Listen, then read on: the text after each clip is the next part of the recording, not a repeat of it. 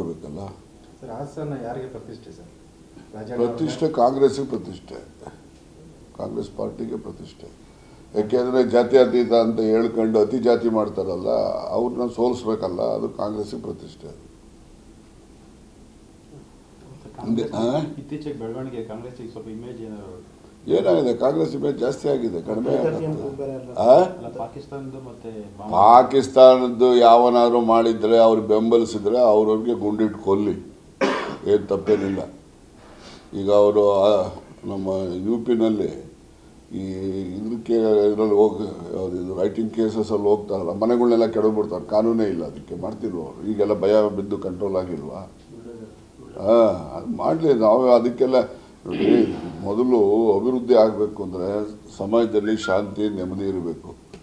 ಶಾಂತಿ ನೆಮ್ಮದಿ ಇದ್ದರೆ ಎಲ್ಲರೂ ಕೂಡ ನೆಮ್ಮದಿಯಿಂದ ಬದುಕ್ತಾರೆ, ಹೆಂಗೋ ಜೀವನ ಮಾಡ್ಕೊಳ್ತಾರೆ. ಶಾಂತಿ ನೆಮ್ಮದಿ ಹಾಳಾದರೆ ಬರೀ ಮುಸಲ್ಮಾನರದೇ ಆಗುತ್ತೆ ಅಂತ ತಿಳ್ಕೊಬೇಡಿ, ಹಿಂದೂಗಳದ್ದು ಆಗ್ತದೆ. ಯಾರೆಲ್ಲ ದುಡಿದು ತಿನ್ನಬೇಕಲ್ಲ, ದುಡಿಯೋ ವರ್ಗ ಇದೆಯಲ್ಲ, ಅದು ಎಲ್ಲ ಧರ್ಮದಲ್ಲೂ ಇದ್ದಾರೆ.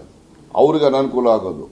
ಚೆನ್ನಾಗಿರೋರ್ಗೆ ಯಾರಿಗೆ ತೊಂದರೆ ಆಗಲ್ಲ, ಮನೆಗೆ ಆರಾಮಾಗಿ ಇದ್ಬಿಡ್ತಾರೆ. ಇದ್ದು ದುಡಿದು ಪ್ರತಿ ದಿವಸ ಜೀವನ ಸಾಗಿಸ್ಬೇಕಲ್ಲ, ಅವರು ಎಲ್ಲ ಧರ್ಮದಲ್ಲೂ ಇದ್ದಾರೆ. ಅವರೆಲ್ಲ ಧರ್ಮದಲ್ಲಿ ಇರ್ತಕ್ಕಂಥ ದುಡಿಯೋ ವರ್ಗಕ್ಕೆ ಅನಾನುಕೂಲ ಆಗ್ತದೆ, ಅದಾಗಬಾರ್ದು.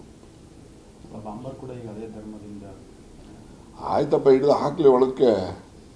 ನಮ್ಮಲ್ಲಿ ಇನ್ನೂ ಈ ಪೊಲೀಸ್ ಇದೆಯಲ್ಲ, ಇನ್ನೂ ಹೆಚ್ಚು ಪರಿಣಾಮಕಾರಿಯಾಗಿ ಕೆಲಸ ಮಾಡಬೇಕು ಅಂತ ನಾವು ನಿರೀಕ್ಷೆ ಮಾಡ್ತೀವಿ. ಗೊತ್ತಾಯ್ತಾ?